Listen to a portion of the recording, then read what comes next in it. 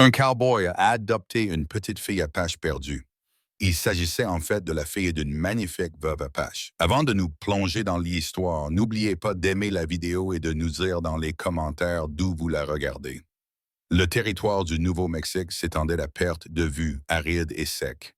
Le soleil de fin d'après-midi aplatissait tout ce qu'il touchait. La poussière flottait dans l'air, tourbillonnant en petits tourbillons à chaque rafale de vent. Un homme chevauchait lentement à travers la brousse sur un cheval baille. Son corps bougeait lourdement sur la selle, ses épaules étaient larges. Une barbe sombre couvrait un visage qui avait trop souffert des intempéries et trop de pertes. Il s'appelait Caleb, un éleveur qui avait autrefois vécu pour autre chose que la simple survie. Il y a des années, il avait enterré sa femme et l'enfant qu'elle portait sous un peuplier près de la limite de ses terres. Depuis lors, la cabane où il retournait chaque soir lui semblait vide. Il accomplissait ses tâches. Il réparait les clôtures. Il gardait son bétail en vie, mais chaque tâche était accomplie avec une sorte de devoir sinistre, sans espoir. Ce jour-là, il ne chevauchait pas pour le plaisir. Il vérifiait une partie de la clôture qui s'affaissait souvent après les tempêtes et s'assurait qu'aucun animal errant ne s'était trop éloigné. Son étui à revolver reposait à ses côtés, même s'il ne s'en servait presque plus. Il ne voulait rien avoir à faire avec les bagarres ou les disputes entre hommes. Il avait appris depuis longtemps que la mort venait trop facilement à la frontière, et il n'avait aucune envie de la provoquer davantage. C'est alors, au bord d'une petite crête, qu'il remarqua un mouvement. Au début, il crut qu'il s'agissait d'un animal sauvage, maigre, titubant, déplacé dans cet espace ouvert. Mais lorsque son cheval franchit la crête, il le vit clairement. C'était une enfant, petite, pieds nus, les jambes écorchées, la peau noircie par le soleil et la poussière. Elle portait un morceau de tissu en lambeaux qui avait peut-être été autrefois une robe. Elle ne devait pas avoir plus de 4 ans. Caleb se figea sur sa selle, une main posée sur les rênes, l'autre sur sa cuisse. Son cœur battait plus fort qu'il ne voulait l'admettre. Cette terre recelait toutes sortes de dangers. Un enfant seul signifiait qu'un événement terrible s'était produit. Son esprit s'emplit de possibilités. Raid, maladie, abandon. Il scruta l'horizon, dans toutes les directions, à la recherche de signes indiquant la présence d'autres personnes. Des cavaliers, de la fumée, des mouvements, rien. Seul un vent sec portait le bruit du souffle de son cheval. La fillette trébucha, manqua de tomber, puis se rattrapa et continua d'avancer sans but. Caleb descendit de sa selle. Ses bottes frappèrent le sol dur, le bruit résonnant dans le silence. Il savait qu'il ne fallait pas se précipiter. Elle tremblait, les yeux écarquillés, les lèvres gercées par la soif. Il leva une main pour lui montrer qu'il n'était pas armé. Doucement, dit-il d'une voix basse et calme. Ce mot ne signifiait peut-être rien pour elle, mais le ton était important. Elle se figea, les pieds plantés comme si elle n'avait nulle part où aller. Caleb sentit son cœur se serrer, non seulement par pitié, mais aussi à cause d'un souvenir. Il y a des années, lorsque des pillards avaient attaqué un village voisin, il avait vu des femmes et des enfants errer comme cela. Le même regard choqué, comme s'ils avaient été coupés de tout ce qui leur était familier. Il détestait se souvenir de cela. Mais le voilà qui revenait sous la forme d'une petite fille. Il s'agenouilla pour se mettre à sa hauteur. Ses yeux, grands, sombres et effrayés, rencontrèrent les siens, mais seulement pendant un instant, avant de se baisser à nouveau. Elle tenait un morceau de tissu dans son poing, comme si c'était la seule chose qui la maintenait en vie. « Tu es seul, murmura-t-il, sans s'attendre à ce qu'elle réponde. « Merde. » Il pensa à la laisser là, non pas parce qu'il le voulait, mais parce qu'il savait ce que cela signifierait de la recueillir. Ou elle n'était pas sous sa responsabilité. La ramener chez lui représentait un danger. Les habitants de la ville n'avaient guère de patience envers les enfants apaches, et si la nouvelle se répandait, il serait lui aussi marqué par leurs préjugés. Mais il savait aussi qu'elle ne survivrait pas une nuit de plus seule en plein air. Les coyotes, les pillards ou le charbon l'emporteraient. Sa décision se confirma. Il ouvrit lentement les bras. Pendant un instant, elle hésita, le corps raide. Puis quelque chose se brisa en elle. Elle trébucha en avant et se pressa contre lui. Son corps était étonnamment léger, ses os saillants sous la peau. Caleb l'enlaça et sentit ses 2 poings agripper sa chemise. Il expira, se stabilisant, sachant qu'il venait de choisir une voie dont il ne pourrait revenir. Il la porta jusqu'au cheval. Elle sursauta lorsque l'animal renifla, mais Caleb murmura doucement à l'oreille de l'enfant et de la bête pour les calmer. Il l'installa sur la selle avant de grimper derrière elle. Son petit dos se pressa contre sa poitrine. Elle ne dit rien, restant immobile, le tissu en lambeaux toujours serré dans ses mains. Il guida le cheval vers la maison, chaque kilomètre lui semblant interminable. Pendant qu'il chevauchait, Caleb réfléchissait intensément. Qui était-elle? D'où venait-elle? Quelqu'un la cherchait-il? La façon dont elle s'accrochait à lui en disait assez.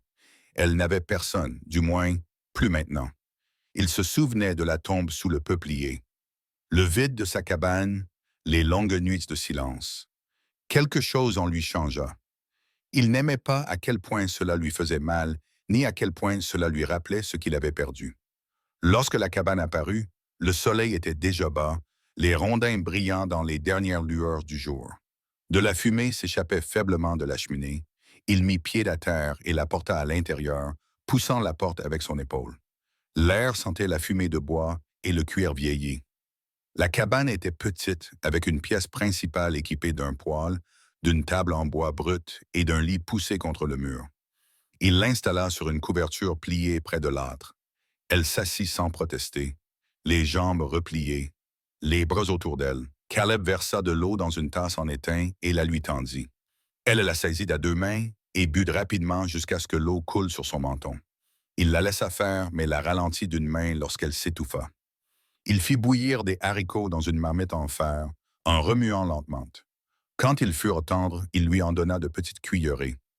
Elle mangea comme si elle n'avait pas vu de nourriture depuis des jours, toussant une fois avant de ralentir.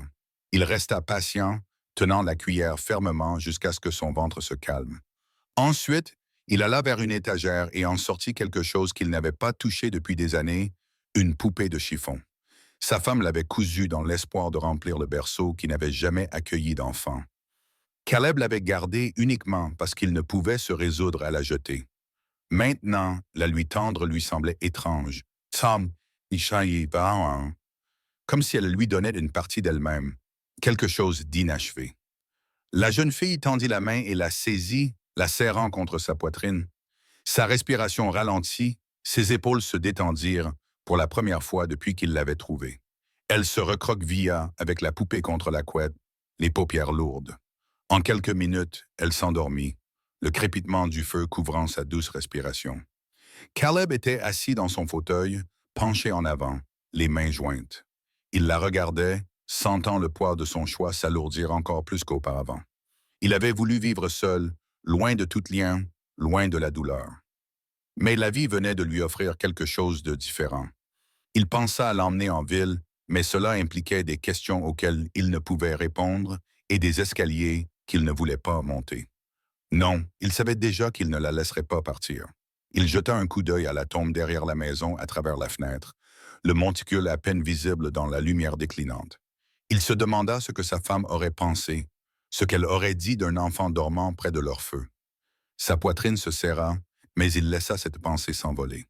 La fillette bougea une fois, serrant la poupée plus fort, et pour la première fois depuis des années, la cabane ne semblait plus entièrement vide. Le matin se leva, gris, avec un froid léger s'insinuant à travers les fissures des murs de la cabane. Caleb se réveilla tôt, comme toujours, l'habitude de toutes ces années le poussant à se lever avant le soleil. Le feu avait faibli, seuls quelques charbons incandescents brillaient dans le cendrier. Il se leva de la chaise où il avait dormi à demi assis et regarda vers la cheminée. L'enfant était toujours là, recroquevillé, la poupée de chiffon serrée contre sa poitrine. Elle n'avait pas beaucoup bougé pendant la nuit, mais maintenant, sa respiration était régulière et calme. Pour la première fois depuis qu'il l'avait trouvée, elle semblait en sécurité. Il enfila ses bottes et sortit dans la pénombre. Le paysage était calme, à l'exception du léger bruissement des broussailles dans la brise.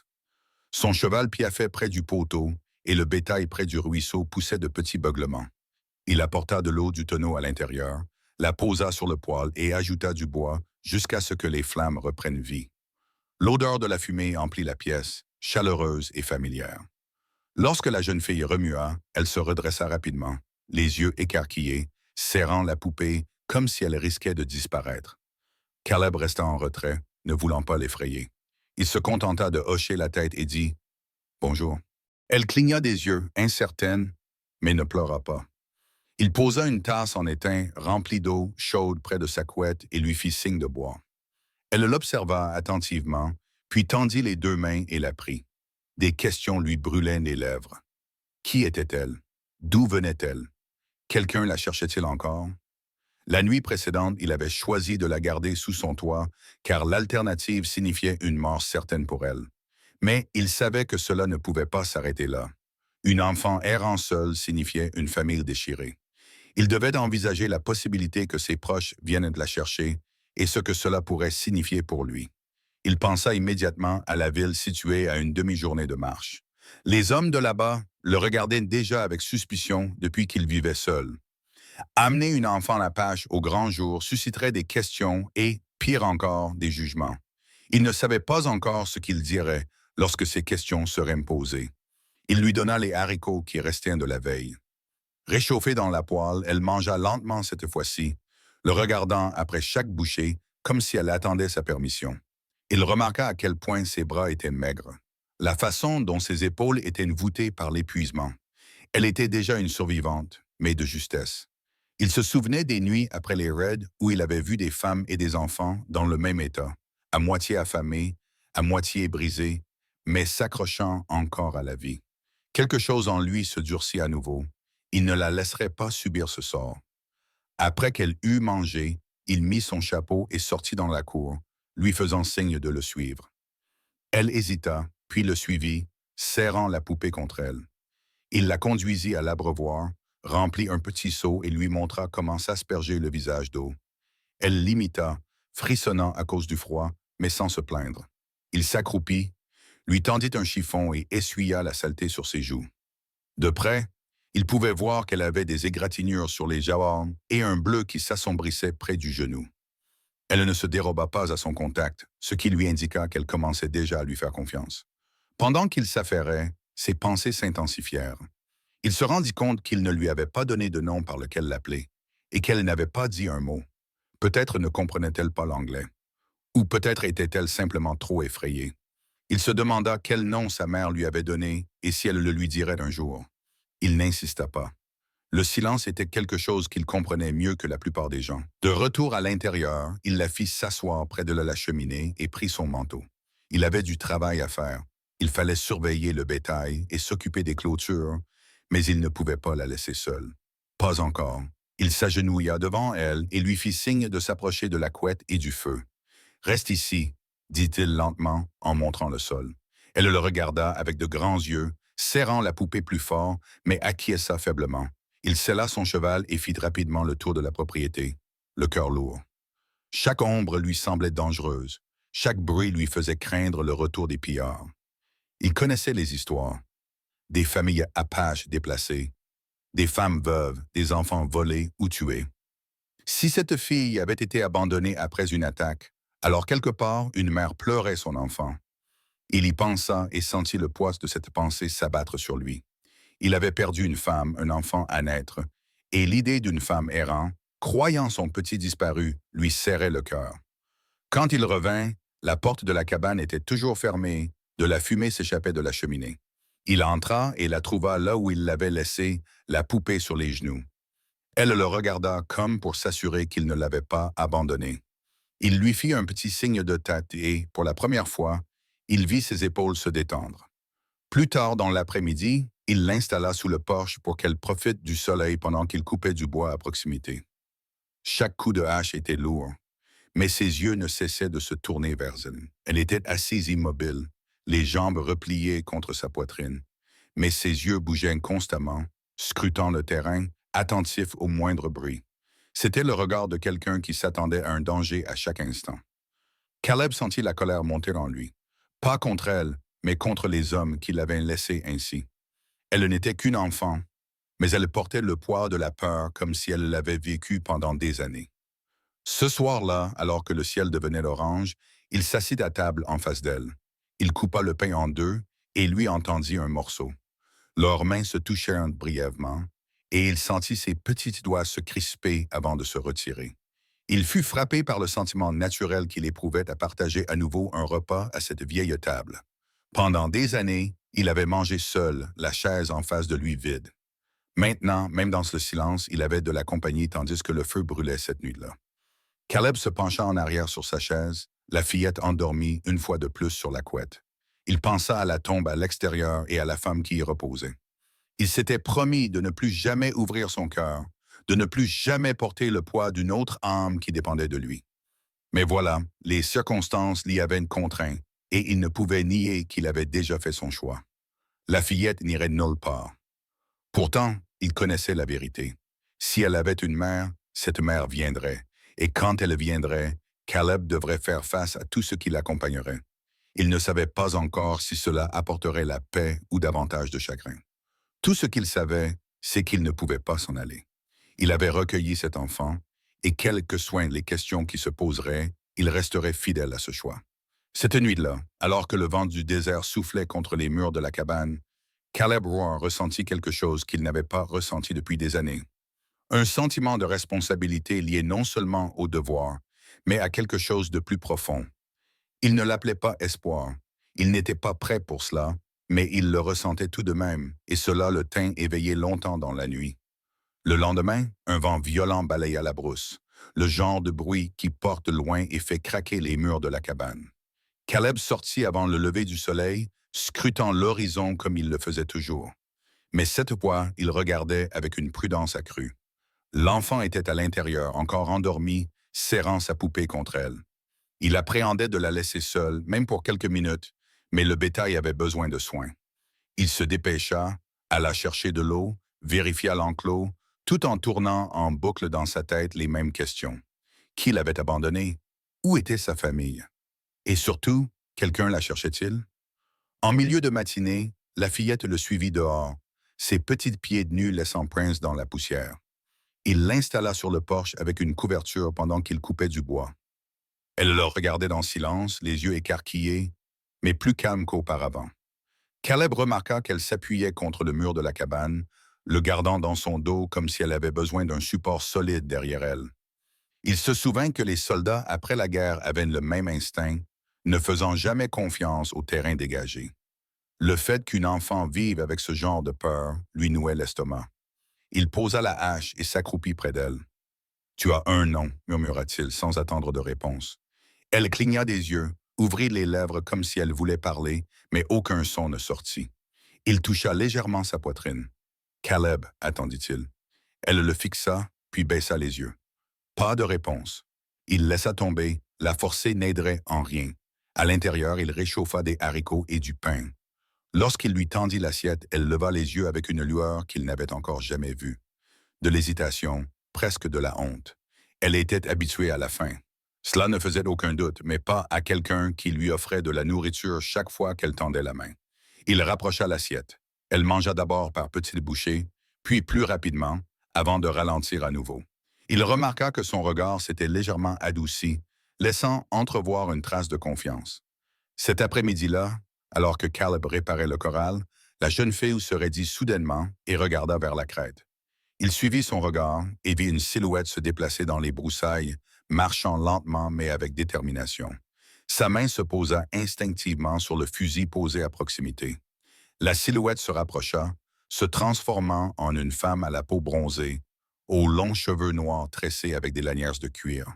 Elle portait une robe en peau de cerf bordée de perles, mais déchirée sur le devant et poussiéreuse après un long périple. Son corps vacillait d'épuisement, mais ses pas ne faiblissaient pas. Caleb sentit sa gorge se serrer.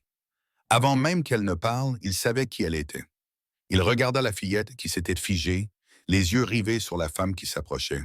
Puis, dans un élan soudain, l'enfant poussa un cri et trébucha en avant, courant droit dans ses bras. La femme tomba à genoux, serrant la fillette contre sa poitrine, ses bras maigres tremblant sous la force de son étreinte. Le son qui sortait de sa bouche était mi-sanglot, mi-rire.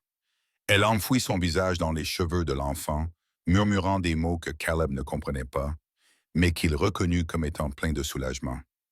Elle s'écarta juste assez pour examiner la fillette, touchant son visage, ses bras, comme pour s'assurer que tout était bien là. Puis elle la serra à nouveau dans ses bras, incapable de la lâcher. Caleb se tenait à quelques pas de là, le fusil baissé, le cœur battant. Il vit la vérité dans les yeux de la femme lorsqu'elle leva enfin les yeux vers lui. Elle avait cru avoir perdu sa fille. Le chagrin s'accrochait encore à elle, gravé dans ses os, mais il était maintenant brisé par le choc et le soulagement. Elle se leva en titubant, tenant la fillette dans un bras, l'autre main soutenant son flanc. Caleb vit alors à quel point elle était maigre, à quel point sa clavicule ressortait sous sa peau, à quel point la couture déchirée de sa robe révélait non seulement ses courbes, mais aussi les ecchymoses et les blessures causées par le voyage. Il détourna le regard un instant, lui laissant un peu de dignité, puis s'efforça de parler d'une voix calme. Elle était seule. Je l'ai trouvée il y a 2 jours. La femme ouvrit les lèvres et répondit dans un anglais approximatif. Protégez-la. Sa voix était rauque, cassée par la soif et le silence. Caleb acquiesça d'un signe de tête. Elle a mangé. Réchauffée, elle vacilla, et il s'avança avant qu'elle ne tombe. Au début, elle résista à son bras, fière. Mais ses forces l'abandonnèrent, et elle le laissa la soutenir.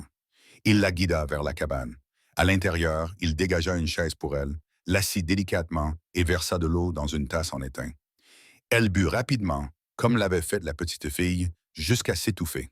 Il stabilisa la tasse, la ralentissant. La petite fille s'accrochait aux côtés de sa mère, serrant toujours la poupée, les yeux rivés sur eux. Caleb comprit que le silence de l'enfant n'était pas dû à un manque de voix. C'était dû à la peur. À présent, elle murmurait doucement contre l'épaule de sa mère, prononçant quelques mots en apache, ses premiers sons depuis qu'il l'avait trouvée. Caleb s'appuya contre la table, les bras croisés, essayant de démêler les questions qui le taraudaient. Il demanda doucement « Que s'est-il passé ?» Les yeux de la femme s'assombrirent. « Des pillards. Ils ont tué mon mari. » Ces mots étaient hésitants, mais suffisamment clairs. Elle toucha la tête de la fillette. « Je pensais que ma fille avait disparu. Je l'ai cherchée. Je l'ai toujours cherchée. » Sa voix tremblait, mais elle la stabilisa par la force de sa volonté. Caleb baissa les yeux, la mâchoire serrée. Il connaissait trop bien ce genre de perte. Il connaissait trop bien le regard dans ses yeux. Il pensa à la tombe derrière la cabane, aux années de vide qui avaient suivi. La douleur de la femme le frappa de plein fouet, car elle lui était familière. Pendant un instant, la cabane fut silencieuse, à l'exception du crépitement du feu et des doux murmures de la fillette. Caleb comprit alors que tout avait changé à nouveau. Il avait pris une enfant qui, pensait-il, n'avait personne. Maintenant, la mère se tenait dans sa cabane, vivante, mais creusée par le chagrin, le regardant avec des yeux fatigués qui en disaient plus long que les mots ne pourraient jamais le faire. Il fit un choix, comme il l'avait fait 2 nuits auparavant. Sans hésiter, une fois la vérité devant lui. « Vous resterez toutes les deux, dit-il simplement, d'une voix ferme. La femme cligna des yeux, surprise, comme si elle ne s'attendait pas à de la gentillesse de la part d'un étranger. Ses lèvres tremblèrent, mais elle acquiesça lentement. La fillette se blottit contre elle, réconfortée, mais ses yeux continuaient de se poser sur Caleb, non pas avec crainte cette fois, mais avec reconnaissance. Cette nuit-là, la cabane abrita 3 personnes au lieu de 2. La petite fille dormait entre eux sur la couette, le bras de sa mère autour d'elle, tandis que Caleb était assis près du feu, silencieux, vigilant. Il pensait à la rapidité avec laquelle son monde avait changé, à la façon dont il était passé de plusieurs années de solitude à cette situation, avec 2 vies désormais liées à la sienne. Et même si le poids de cette responsabilité lui semblait lourd, il ressentait autre chose en dessous, quelque chose qu'il ne s'était pas autorisé depuis des années. Le sentiment que la cabane n'était plus seulement un lieu de survie, mais le début de quelque chose qu'il n'osait pas encore nommer. Le premier matin avec la veuve dans sa cabane fut tendu et calme. Caleb se réveilla avant l'aube, comme il le faisait toujours, et se surprit à écouter le faible bruit de la respiration de la femme qui était allongée près de la cheminée avec sa fille. L'enfant dormait blotti contre la poitrine de sa mère, la poupée de chiffon coincée entre elles. Les voir ensemble, la fille qui n'était plus seule, la femme qui n'errait plus, provoqua chez Caleb une émotion qu'il n'avait pas prévue. Pendant des années, sa cabane avait été remplie de silence. Mais maintenant, 2 respirations douces et régulières embaumaient la pièce. Il enfila ses bottes et sortit, ayant besoin de l'air froid pour s'éclaircir les idées. La terre était immobile, l'horizon baigné d'une lumière pâle. Il nourrit le cheval, alla chercher de l'eau et vérifia le corral, mais son esprit restait dans la cabane. Il se demandait si elle allait bientôt partir, si elle avait des proches chez qui retourner, ou si elle allait rester. La question le taraudait, car il savait ce que les gens de la ville diraient s'ils la voyaient ici. Une femme apache vivant sous son toit attirerait les regards, les commérages et probablement des ennuis. Mais il savait aussi qu'elle n'avait nulle part où aller. Pas maintenant. Et à vrai dire, il ne voulait pas qu'elle parte. Il avait vu la façon dont elle tenait son enfant la nuit précédente, tremblant de soulagement. Il comprenait ce que signifiait perdre, puis retrouver quelque chose de précieux. Quand il rentra, elle était réveillée. Elle s'assit lentement, ses cheveux détachés de leurs tresses tombant en vagues sombres sur ses épaules. Sa robe était toujours déchirée à la couture, plongeant profondément sur sa poitrine, mais elle semblait trop épuisée pour s'en soucier. Elle le regarda d'abord avec lassitude, incertaine de ses intentions, puis baissa les yeux vers sa fille, qui remua mais ne se réveilla pas. Caleb versa de l'eau dans une tasse en étain et la posa à côté d'elle. Elle la prit en acquiesçant, la main tremblante tandis qu'elle buvait. Merci, dit-elle dans un anglais approximatif mais clair. Sa voix était faible, rauque à cause de la soif et du long silence. Il approcha une chaise du feu et s'assit en face d'elle. Il savait qu'il y avait des choses non dites qui nécessitaient des réponses, des choses que n'importe qui observant cette scène se demanderait. Il posa la question avec douceur. « Vous avez de la famille ?» Elle secoua la tête, les yeux baissés. « Non, seulement un mari. Il est parti. » Sa voix se brisa, mais elle s'efforça de rester calme. Elle posa sa main sur les cheveux de sa fille. Il n'y a plus qu'elle maintenant. Caleb se pencha en arrière, se frottant la mâchoire. La vérité était claire. Elle n'avait personne d'autre. Cela signifiait que sa promesse initiale avait plus de poids que jamais. Elle n'était pas simplement de passage, c'était probablement le seul endroit où elle pouvait rester sans être engloutie par le désert. Elle releva les yeux, l'observant avec une intense concentration. Pourquoi l'aider? Ce n'est pas votre enfant. La question était lourde. Caleb réfléchit à la réponse à donner. Il aurait pu dire que c'était par devoir, par décence ou par hasard. Mais la vérité était plus difficile. Parce que je ne pouvais pas m'en aller, dit-il finalement. Il regarda le feu, pas elle, parce que je sais ce que signifie perdre sa famille. Je ne pouvais pas la laisser traverser cela seule. Elle resta silencieuse pendant un long moment, et dans ce silence, quelque chose changea. Sa méfiance ne disparut pas, mais ses épaules se détendirent légèrement. Elle comprenait la perte. Elle pouvait le voir dans ses yeux, tout comme lui le voyait dans les siens. Au fil de la journée, leurs vies trouvèrent un certain rythme. Caleb coupait du bois et elle ramassait les morceaux, les empilant près du poêle. Quand il rapportait de l'eau, elle l'utilisait pour laver le visage et les cheveux de sa fille. Elle trouva son aiguille et son fil et raccommoda le poignet déchiré de sa chemise, ses mains agiles malgré la fatigue. Elle essaya même d'ajuster sa propre robe en remontant la couture, mais le tissu était trop effiloché pour tenir. Caleb s'efforça de ne pas la fixer du regard lorsque le tissu glissa, bien qu'il remarquât la façon dont sa silhouette remplissait l'espace de sa petite cabane, la façon dont sa présence le déstabilisait et le rassurait à la fois. Dans l'après-midi, il sella son cheval pour aller vérifier la clôture éloignée. Il hésita avant de partir, puis désigna le loquet de la porte. « Restez à l'intérieur et criez si vous entendez quelque chose. » Elle acquiesça en serrant sa fille contre elle. Quand il revint quelques heures plus tard, elles étaient toujours là, la fillette endormie, la femme assise dans le fauteuil près du feu. Elle leva les yeux vers lui quand il entra, sans surprise, juste attentive. Il comprit alors qu'elle lui faisait suffisamment confiance pour ne pas s'enfuir. Ce soir-là, ils mangèrent tous les trois ensemble à table. Kayla rompit le pain et lui en tendit un morceau. Leurs doigts se frôlèrent et elle ne se retira pas immédiatement. Elle déchira le pain en petits morceaux, donna la première bouchée à sa fille, puis mangea elle-même. Pendant un instant, la cabane lui sembla être ce qu'elle n'avait pas été depuis des années, un foyer. Après que la petite fille se fut endormie, Caleb s'assit sur sa chaise tandis que la veuve se reposait sur la couette. La lumière du feu éclairait son visage, fatigué mais fort. Elle le regarda et dit doucement, « Tu es seul depuis longtemps. » Il acquiesça d'un signe de tête. Depuis la mort de sa femme, ces mots étaient difficiles à prononcer. Ouais, ouais, pas les mots. Dites, il ne parla pas de sa tombe derrière la maison, mais ses yeux se posèrent sur la fenêtre où se trouvait le peuplier, et la veuve suivit son regard, compréhensive. Elle acquiesça lentement, son propre chagrin se reflétant dans ses yeux. Le silence entre eux s'étira, mais il n'était pas vide. Il était partagé, lourd de ce qu'ils avaient tous deux perdu. Pour la première fois depuis son arrivée, son corps se détendit. Elle se pencha légèrement vers le feu, et lorsque son épaule effleura sa botte, elle ne se recula pas. Lui non plus ne bougea pas. Cette nuit-là, alors que les flammes s'éteignaient, Caleb prit conscience des questions qu'il s'était posées. Qu'elle reste ou non, que ce soit temporaire ou non, n'avait plus d'importance. Elle était là. Sa fille était là. Et la cabane n'appartenait plus seulement à son chagrin. Elle appartenait à quelque chose de nouveau, de fragile, mais de réel. Et même s'il ne le disait pas à voix haute, il connaissait la vérité. Il n'allait pas les laisser partir. Les jours s'écoulèrent selon un rythme régulier, mais chacun d'entre eux semblait plus chargé de sens que le précédent.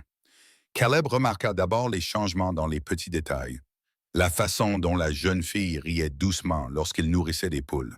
La façon dont la veuve se mit à fredonner de douces mélodies tout en raccommodant des vêtements déchirés. La façon dont la cabane sentait différemment lorsqu'une marmite mijotait avec des racines et des herbes séchées qu'elle avait apportées dans son sac. Ce n'était plus seulement un espace. Il devenait peu à peu le leur. Les questions restées sans réponse les premières nuits se faisaient désormais plus pressantes. Caleb se demandait si les pilleurs rôdaient toujours dans les environs, ces mêmes hommes qui avaient détruit sa vie. Il se demandait également si les habitants de la ville entendraient parler d'elle et viendraient l'interroger. Un éleveur blanc vivant avec une femme apache et son enfant. Ce n'était pas quelque chose que les gens pouvaient facilement ignorer. Mais la présence de la veuve, mince et fière, lui rappelait que la survie n'était pas quelque chose à négocier avec la société. C'était un fait, elle n'avait nulle part où aller, et il avait choisi de ne pas les laisser retourner dans le désert. Cette décision, bien que silencieuse, était ferme. Un soir, le vent se leva brusquement sur les plaines. Caleb rentra tard, traînant une carcasse de cerf derrière son cheval. Il trouva la veuve accroupie près de l'âtre, remuant le ragoût d'une main tout en tenant sa fille de l'autre. L'encolure de sa robe s'était à nouveau déchirée au cours de la journée, s'abaissant davantage, et bien qu'elle l'ait immédiatement ajustée, elle semblait ne plus avoir la force de se soucier de sa pudeur. Caleb se détourna rapidement, honteux de la chaleur qui l'envahissait à cette vue. Il s'occupa à suspendre la viande et à se laver les mains, mais ses pensées étaient agitées. Après le souper, lorsque la fillette s'endormit, la veuve resta près du feu. Ses cheveux, autrefois tressés serrés, étaient maintenant détachés, des mèches noires tombant sur ses épaules. Elle était assise tranquillement, tournant la poupée de chiffon entre ses mains, comme si elle la raccommodait avec ses doigts. Caleb s'assit en face d'elle, les bras croisés, fixant les flammes. Le silence entre eux s'éternisait, mais contrairement à avant, il ne semblait plus tendu, il semblait plein d'espoir. Elle finit par lever les yeux vers lui. « Vous vous souciez d'elle, dit-elle en désignant la fillette endormie sur la couette. Son anglais était approximatif, mais assuré. Caleb croisa son regard. Elle avait besoin de quelqu'un. Vous n'étiez pas encore là. Il marqua une pause, puis ajouta, plus doucement, je ne voulais pas prendre votre place. Les lèvres de la veuve esquissèrent un léger sourire. Pas tout à fait un sourire, mais presque. Tu n'as pas pris. Tu as donné en retour. Ces mots le touchèrent profondément. Caleb sentit son cœur se serrer. Il se pencha en avant, les coudes sur les genoux, cherchant quoi dire. Il pensa à la façon dont les hommes de la ville parlaient crûment des femmes apaches, les traitant comme des êtres inférieurs, comme des objets à acheter ou à jeter. Il détestait ces mots. Et en la regardant maintenant, maigre, fatiguée, mais résistante, il voulait le lui dire. Au lieu de cela, il se contenta de quelque chose de plus simple. Vous l'avez maintenue en vie. Vous avez fait plus que je n'aurais pu faire. Elle baissa les yeux et secoua la tête. J'ai failli la perdre. Je la croyais morte. Elle leva la main pour se couvrir le visage, les épaules tremblantes. Caleb tendit instinctivement la main par-dessus la table et posa doucement sa main sur la sienne. Sa peau était chaude, rugueuse à cause du voyage, mais douce sous sa paume calleuse. Elle ne la retira pas pendant un long moment. Ils restèrent ainsi, sa main couvrant la sienne, le feu crépitant entre eux. Puis elle expira, se stabilisant, et laissa sa main tourner légèrement, ses doigts effleurant les siens. C'était un petit geste, mais il avait plus de poids que les mots. Plus tard dans la nuit, lorsqu'il se leva, elle se pencha vers lui au lieu de se reculer. Leurs épaules se touchèrent. L'air devint lourd dans la petite cabine. Caleb tourna la tête et, avant qu'il n'ait pu réfléchir, ses lèvres effleurèrent les siennes. Le baiser fut bref, hésitant, mais lorsqu'il se recula, ses yeux le fixaient sans crainte, mais avec une acceptation tranquille. Le bruit de l'enfant qui bougeait rompit le moment. Ils se séparèrent, chacun se retirant dans son silence. Mais la vérité tacite persistait. Quelque chose avait changé. Cette nuit-là, Caleb resta éveillé dans son lit, fixant le plafond sombre. Il pensa à sa femme, à la tombe sous le peuplier. La culpabilité monta, vive et importune. Mais parallèlement, une autre vérité s'imposa à lui. Il était vivant, et la femme et son enfant qui dormaient près de son feu étaient vivants. Ils avaient choisi de rester, et il avait choisi de les laisser faire. Il se demanda si cela suffisait pour recommencer à zéro. Le lendemain matin, il trouva la veuve dehors, en train d'étendre une peau de cerf pour la faire sécher au soleil matinal. Elle leva les yeux vers lui, ses cheveux fouettés par vent, et pour la première fois, elle sourit. C'était un sourire timide, mais réel. Caleb sentit alors quelque chose se détendre en lui, quelque chose qu'il n'avait pas ressenti depuis des années. Il n'appelait pas cela du bonheur, pas encore, mais c'était assez proche pour le bouleverser. En ville, il y aurait des questions. Parmi les voisins, il y aurait des jugements. Il savait que tout cela l'attendait.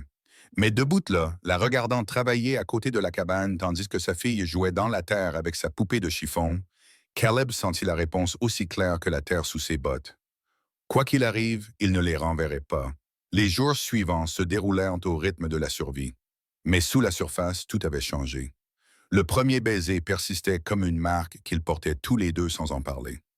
Caleb remarqua que la veuve le regardait différemment désormais, ses yeux fixes lorsqu'il croisait les siens, son silence n'étant plus seulement de la vigilance, mais quelque chose qui pesait entre eux.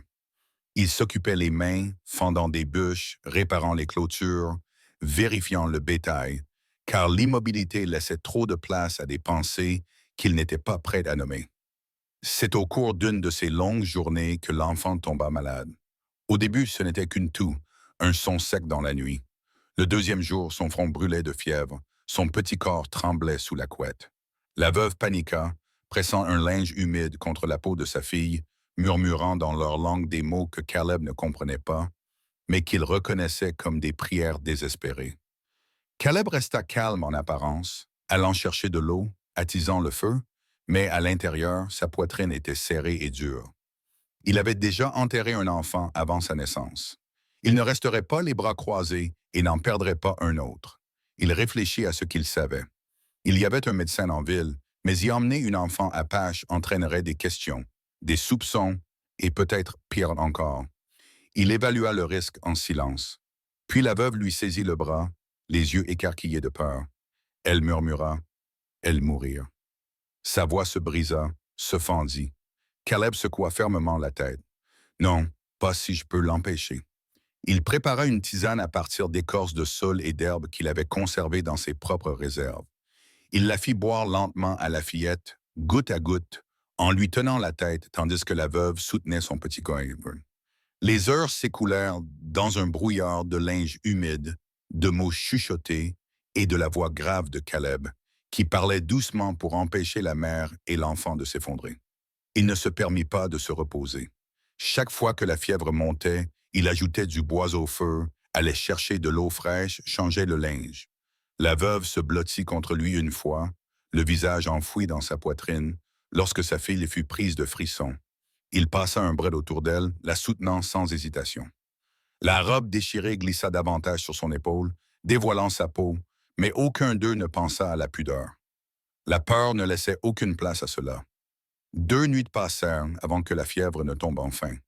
La respiration de la fillette s'apaisa, son corps ne tremblait plus, mais reposait lourdement contre la couette. Caleb s'assit sur ses talons, l'épuisement le frappant comme un coup, mais le soulagement était encore plus fort. La veuve pleura ouvertement, serrant sa fille contre elle.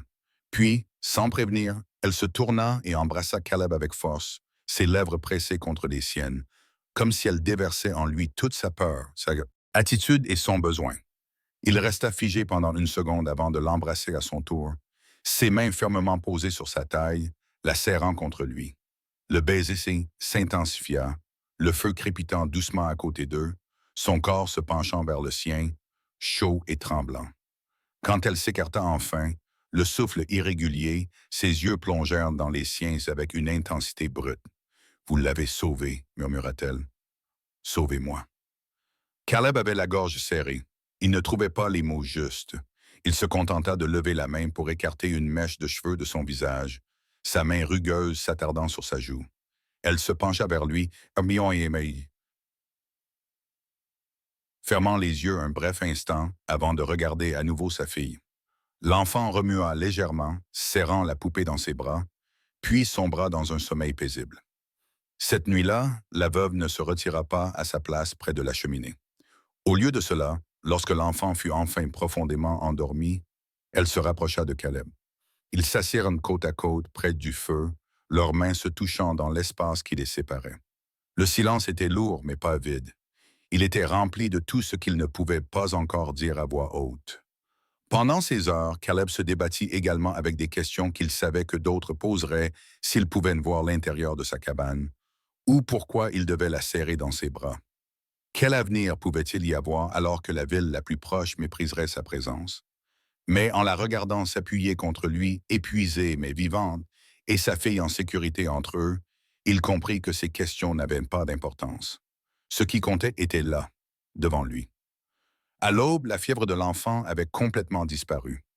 Elle se réveilla faible, mais avec un léger sourire, murmurant dans sa propre langue. La veuve embrassa son front, les larmes aux yeux, puis tourna son regard vers Caleb. Elle ne dit rien, mais son regard était éloquent. Ils avaient traversé ensemble quelque chose d'irréversible. Caleb se leva lentement, les articulations raides, et regarda autour de lui dans la cabane.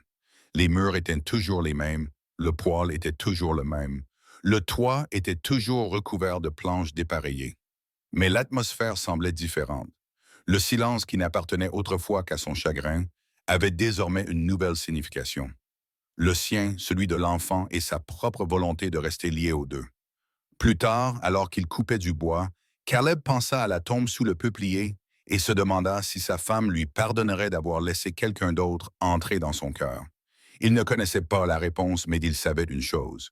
La vie avait fait son retour dans sa cabane et il n'était plus un homme capable de prétendre le contraire. Alors qu'il rapportait le bois à l'intérieur, la veuve lui jeta un coup d'œil. Les yeux fatigués mais déterminés, les lèvres légèrement incurvées. Elle tendit la main vers la marmite pour remuer le ragoût.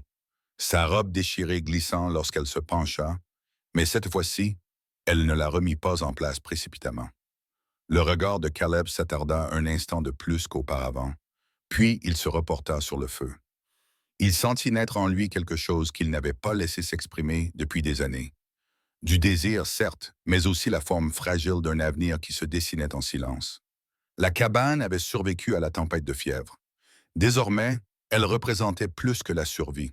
Elle représentait le début d'un sentiment d'appartenance. La fièvre était passée, et avec elle la peur constante de perdre l'enfant. Mais Caleb savait que d'autres dangers l'attendaient au-delà des murs de sa cabane. À l'intérieur, pendant un court instant, tout semblait stable. La veuve se déplaçait plus facilement dans le petit espace. Ne le regardant plus avec suspicion à chaque instant, elle entretenait le feu, préparait les repas avec le peu qu'il chassait et commençait à réparer les coutures de sa robe et les couvertures qui s'étaient effilochées. Le rire de la fillette était revenu, d'abord doux, puis plus franc, résonnant dans la cabane comme quelque chose qui avait longtemps manqué. Caleb se surprenait à s'arrêter pendant ses tâches juste pour l'écouter. Mais des regards extérieurs se posaient sur eux, et il le savait. La terre n'était pas vide. Des éleveurs, des commerçants et des chasseurs passaient par là, et les nouvelles allaient vite. Si quelqu'un voyait une femme apache et son enfant vivre dans sa cabane, des questions suivraient. Les questions mènent au jugement, et le jugement ici pouvait devenir dangereux. Pourtant, quand il regardait la femme assise près de son foyer, sa fille blottie contre elle, il ressentait la même décision qu'il avait prise la première nuit. Il ne les renverrait pas. La première épreuve survint lorsqu'un traître arriva à cheval tard un matin. Caleb était sorti chercher de l'eau au ruisseau lorsqu'un homme apparut, suivi d'une mule chargée de sacs de céréales.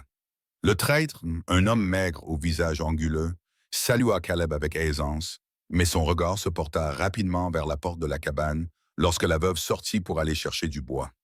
Elle portait le fagot contre sa poitrine, sa robe était toujours déchirée au niveau du décolleté malgré ses tentatives pour la raccommoder, et sa peau bronzée brillait sous le soleil éclatant. Le traître plissa les yeux. « C'est la tienne ?» demanda l'homme sans détour, en désignant la femme d'un signe de tête. Caleb serra la corde qu'il tenait dans sa main. « Elle et la fille sont sous mon toit. » Son ton était calme, ferme, mais définitif. Le traître esquissa un sourire narquois, son expression trahissant plus que de la curiosité. « Les gens du village ne vont pas apprécier ça. Une apache vivante avec toi. Ils vont jaser. Peut-être pire. » Caleb soutint son regard sans broncher. « Qu'il jase. » Le traître haussa les épaules comme si cela lui était égal et se concentra à nouveau sur le grain. Mais Caleb savait que l'homme rapporterait l'histoire en ville avant le coucher du soleil. Alors que le traître s'éloignait, laissant derrière lui un nuage de poussière, Caleb sentit le regard de la veuve posé sur lui. Elle avait compris suffisamment de mots pour en saisir le sens. « Danger, » dit-elle doucement. Caleb acquiesça. « Oui, mais tu ne partiras pas. » Sa voix ne laissait planer aucun doute. Cette nuit-là, après que la petite fille se fut endormie, la veuve s'assit en silence près du feu. Ses mains bougeaient distraitement, caressant la poupée de chiffon que sa fille serrait dans ses bras depuis la première nuit. Finalement, elle leva les yeux vers Caleb. « Tu as pris des risques pour nous. Pourquoi? » Il se pencha en avant, posant ses avant-bras sur ses genoux. Il voulait lui donner une réponse simple, mais aucune ne lui vint. « Parce que tu es ici maintenant, dit-il finalement. Parce que j'ai déjà assez perdu, et je ne perdrai pas davantage si je peux l'empêcher. » Ses yeux brillaient à la lueur du feu. Elle ne dit rien de plus, mais la façon dont sa main traversa le petit espace qui les séparait pour effleurer brièvement la sienne en disait assez long. Les jours suivants confirmèrent les craintes de Caleb. 2 éleveurs passèrent alors qu'ils travaillaient dans le corral. Ils le saluèrent, mais leurs yeux s'attardèrent sur la femme qui étendait du linge près de la cabane. Leur sourire avait une acuité qui lui déplaisait. L'un d'eux marmonna quelque chose entre ses dents. Caleb comprit le mot et sentit une vague de chaleur lui envahir la poitrine. Il ne les affronta pas sur le moment, mais le message était clair. La rumeur se répandait et elle n'était pas tendre. À l'intérieur de la cabane, la veuve était de plus en plus consciente de l'escalier. Elle commença à verrouiller la porte lorsque Caleb était absent, sa fille est toujours à ses côtés. Elle continuait néanmoins à se comporter avec dignité. Elle ne se dérobait pas au travail et ne détournait pas les yeux de Caleb. Au contraire, les rumeurs extérieures ne semblaient que renforcer le lien qui se formait entre eux. Ils devaient se faire confiance s'ils voulaient affronter ce qui les attendait. Un soir, après une autre longue journée de travail et de vigilance, Caleb s'assit à la table en face d'elle. La fillette dormait près du feu. Les cheveux de la veuve s'étaient défaits de leurs tresses et tombaient en mèches tombeuses sur ses épaules. Sa robe, usée mais toujours solide, moulait son corps et soulignait ses courbes. Caleb se força à détourner le regard, mais elle le remarqua. Elle ne dit rien, laissant le silence s'installer entre eux jusqu'à ce qu'elle murmure finalement « Tu penses à elle ». Et elle fit un signe de tête vers la tombe à l'extérieur. Ces mots le prirent au dépourvu. Il suivit de son regard vers la fenêtre et le peuplier. Le monticule en dessous était à peine visible dans la pénombre, mais il pouvait le voir aussi clairement que s'il avait été creusé la veille. Chaque jour, admit-il d'une voix rauque et tremblante, je pense à ce que j'ai perdu, à ce que je pensais ne jamais retrouver. Le regard de la veuve s'adoucit. Elle se pencha vers lui par-dessus la table. Maintenant, tu l'as. Elle désigna sa fille. Une famille. Caleb sentit le poids de ses mots le toucher profondément. Le silence s'épaissit, rempli d'une vérité qu'aucun d'eux ne pouvait nier. Lentement, presque sans y penser, il tendit la main par-dessus la table. Elle vint à sa rencontre, leurs doigts s'entrelacèrent, non pas timidement cette fois, mais avec certitude. Cette nuit-là, pour la première fois, elle rapprocha sa couche de sa chaise près du feu. Ils n'en parlèrent pas, et lorsque la petite fille remua dans son sommeil, ils se tournèrent tous deux vers elle avec le même instinct tranquille. Mais lorsque le silence revint dans la cabane, la veuve posa sa tête contre l'épaule de Caleb, et il passa son bras autour d'elle, la serrant contre lui tandis que le feu s'éteignait peu à peu. Il sut alors que quelle que soit la tempête que le monde extérieur leur réservait, ils étaient désormais liés non seulement par la survie, mais aussi par choix. Ils ne resteraient pas à l'écart. La veuve et sa fille n'étaient plus des invités. Elles étaient sa famille, et quoi qu'il arrive, il y ferait face avec elles. Les jours qui suivirent la visite du traître furent lourds. Caleb pouvait sentir le changement dans l'air aussi clairement que le vent qui soufflait sur les plaines. La terre elle-même n'avait pas changé. Son bétail avait toujours besoin d'être soigné. Ses clôtures s'affaissaient toujours sous l'effet des intempéries, et l'eau du ruisseau coulait toujours, froide et régulière. Mais le regard des gens sur lui avait changé. Il le sentait lorsqu'il se rendait en ville pour acheter du sel et de la farine. La façon dont les hommes interrompaient leur conversation lorsqu'il attachait son cheval près du magasin.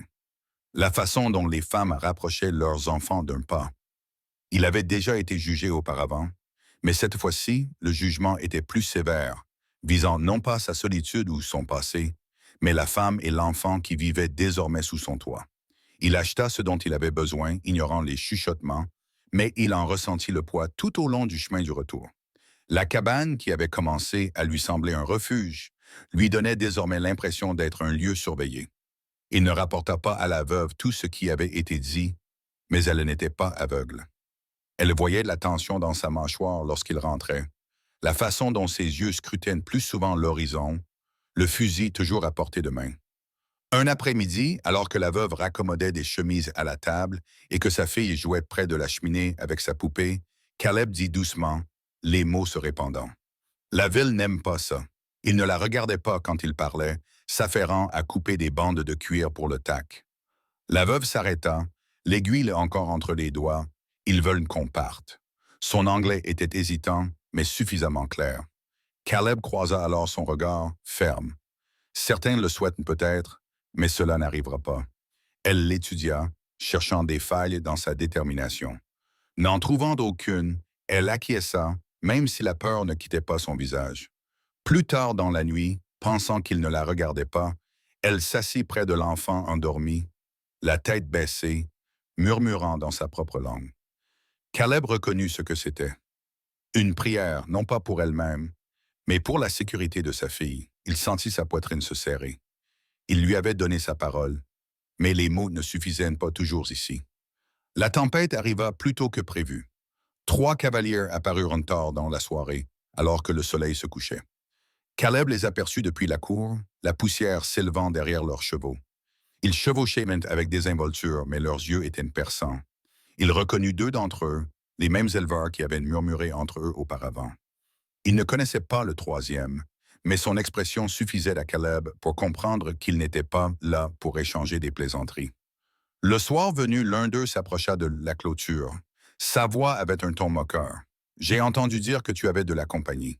Une compagnie étrange pour un homme comme toi. » Caleb se tenait droit, les mains vides, mais l'attitude ferme. « Dis ce que tu as à dire. » L'homme cracha par terre. « Nous n'apprécions pas que des gens comme elle vivent ici. Tu le sais aussi bien que nous. Tu ferais mieux de la renvoyer avant que les gens ne décident de s'en occuper à ta place. » Derrière lui, la porte de la cabane grinça.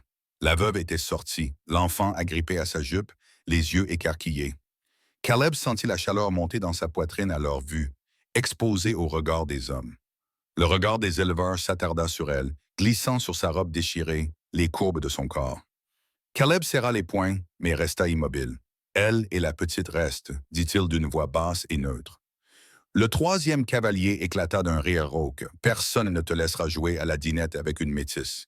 Tu vas nous attirer des ennuis, à toi et à nous tous. » Caleb s'approcha, ses yeux gris comme de la pierre. « Elles sont sous mon toit. Cela signifie que c'est à moi de les protéger. Tu veux tester ça? Alors descends de ton cheval. » Pendant un long moment, l'air resta tendu. Les seuls sons étaient le craquement du cuir et le faible souffle du vent. Les hommes se regardèrent, évaluant leurs chances. Caleb resta immobile, chaque centimètre de son corps rayonnant de détermination. Finalement, le premier cavalier ricana. « Ce n'est pas fini, vous verrez. » Ils firent un demi-tour et s'éloignèrent, soulevant un nuage de poussière dans leur sillage. Caleb les regarda partir, puis se retourna vers la cabane.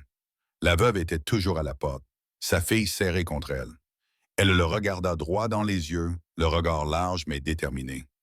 Vous prenez encore un risque, dit-elle d'une voix tremblante. Il s'approcha, la voix plus douce. Je vous ai dit que votre place était ici. Je ne les laisserai pas vous chasser. Cette nuit-là, après que l'enfant se fut enfin endormi, la veuve s'assit en face de Caleb près du feu. Le poids de ce qui venait de se passer était lourd, mais quelque chose de plus fort le surpassait. Elle le regarda longuement, puis parla doucement. Vous vous battez pour nous-mêmes quand c'est dangereux. Pourquoi? Caleb se pencha en avant, la voix basse sans croyer. Parce que j'ai déjà enterré trop de choses. Je ne t'enterrerai pas toi aussi. Sa mâchoire se crispa, mais son regard resta inébranlable. Parce que tu n'es pas juste de passage. Toi et la petite, vous êtes à moi maintenant, que cela plaise ou non au monde. Les yeux de la veuve brillèrent. Lentement, elle se leva de son siège et traversa le petit espace qui les séparait. Elle s'agenouilla près de sa chaise, posant sa main sur son bras. Pendant un instant, aucun des deux ne bougea, la lumière du feu vacillant sur leur visage. Puis elle se pencha, ses lèvres effleurant les siennes. Le baiser fut d'abord doux, hésitant, mais lorsque la main de Caleb se leva pour lui caresser la joue, elle se pressa contre lui, son corps se penchant vers le sien. Ce n'était pas un baiser né de la peur ou du désespoir cette fois-ci. C'était un choix. Lorsqu'ils se séparèrent, son front reposait contre le sien, son souffle chaud. « Nous restons, murmura-t-elle. Caleb ferma brièvement les yeux, laissant la vérité s'imposer à lui. Il avait affronté la mort, la perte et le silence pendant des années. Mais cet acte de rester, de se choisir l'un l'autre face à tout, était la chose la plus difficile et la plus vraie qu'il ait jamais faite. La cabane, autrefois un abri creux contre le désert, abritait désormais 3 vies liées par le même fil fragile.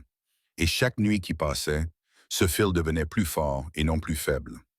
Le lendemain matin, après le passage des cavaliers, la cabane semblait différente. L'atmosphère était plus lourde, non pas à cause de la peur, mais de la certitude. La menace s'était manifestée et Caleb savait qu'elle reviendrait sous une forme ou une autre. Une autre visite, des mots de plus d'heures, ou pire encore. Mais il savait aussi qu'il avait clairement tracé la ligne et qu'il n'y avait pas de retour en arrière possible. La veuve et sa fille étaient désormais sous sa responsabilité, non par accident, mais par choix. Il l'avait dit à voix haute et il le pensait vraiment. La veuve se déplaçait plus silencieusement ce matin-là, sa fille s'accrochant à ses jupes, vigilante après la tension de la nuit précédente. Caleb emporta son fusil avec lui lorsqu'il alla vérifier les clôtures, ses yeux scrutant l'horizon plus souvent. Il ne cherchait pas du gibier, il cherchait des hommes. Il n'en trouva aucun, seulement une terre vide s'étendant à perte de vue. Mais le silence de la prairie ne lui semblait plus réconfortant. Il lui donnait l'impression d'attendre. À son retour, il trouva la veuve dehors, en train de suspendre des morceaux de viande de cerf sur un séchoir. La couture déchirée de sa robe flottait au vent, ses cheveux captant la lumière du soleil en mèches sombres. Elle lui lança un regard différent de celui qu'elle lui avait lancé auparavant. Ce n'était plus seulement du soulagement, ni seulement de la gratitude, mais aussi de la confiance.